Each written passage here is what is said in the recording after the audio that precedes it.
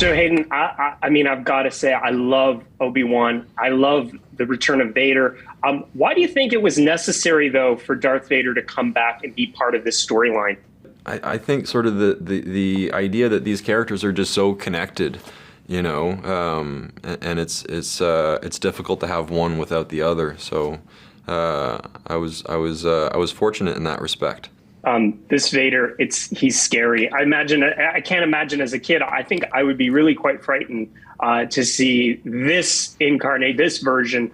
Why do you think it was necessary to kind of push the envelope with this version of Darth Vader? Well, I think it just goes back to what's going on with the character and where he's at in his life, and he's in a very dark place. And certainly his pursuit of Obi-Wan is a very dark one. So we just wanted to sort of honor that and bring that to life in the most compelling way that we could. In episode 5, you and both wield lightsabers and go up against one another. Hayden, I'm wondering, what was that like for you to get together with him and do that scene? It was like traveling back in time, stepping onto set with him, in the Anakin costume and seeing him as Obi-Wan with his Jedi mullet and looking like he did in episode 2. It was just the coolest thing, and all day Ewan and I were just kind of smiling at each other, like, kind of in disbelief that we were there doing it. So now that you've come back, how do you see Vader evolving in the Star Wars universe? Would you like to see him get his own spinoff or something like that? I love this character so much, and he's a very complex character, and for sure I feel like there's more there to explore. But I don't know what the future holds in terms of what they'll do. So we'll see. Did you feel you had unfinished business with him?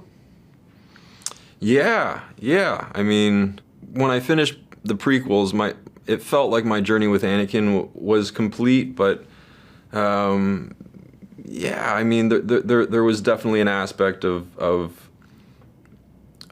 sad that it was ending and wanting to do more with it, and this opportunity came along, and it made a lot of sense.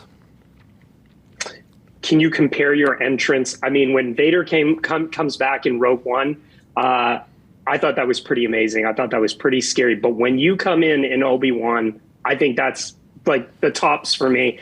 Compare the two, compare those two entrances and bringing him back and making him, like I said earlier, this scarier version of the character. I mean, the treatment that Vader got in Rogue One, I thought was perfect. What they did with the character, I thought was spot on, and I was wondering how we were going to try to top that, and I really think Deborah has done a great job in doing something that is different and but in a lot of ways even more elevated. I think that first shot of seeing Vader open his eyes in the bacta tank is just very powerful.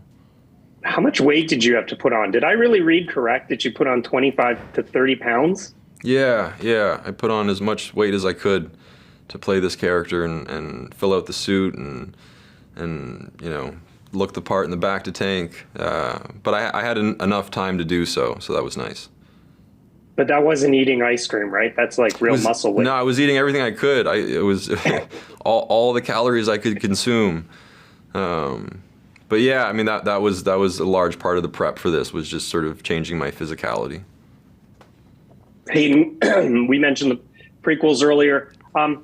It's been 17 years since episode 3. How has your viewpoint on them changed? Because I was a fan of them. But some people weren't, and they were harsh about them. But I feel like, especially when I was at Celebration, people have really come around to those films.